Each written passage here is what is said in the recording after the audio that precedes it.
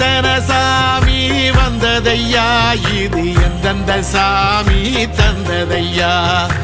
எத்தனை பாட்ட சொன்னதையா,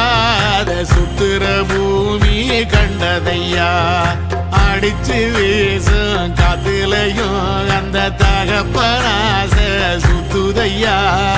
பிடிச்சு பூக்கும் விதையிலும் ஒரு வம்சத்து கதையே உள்ளதையா,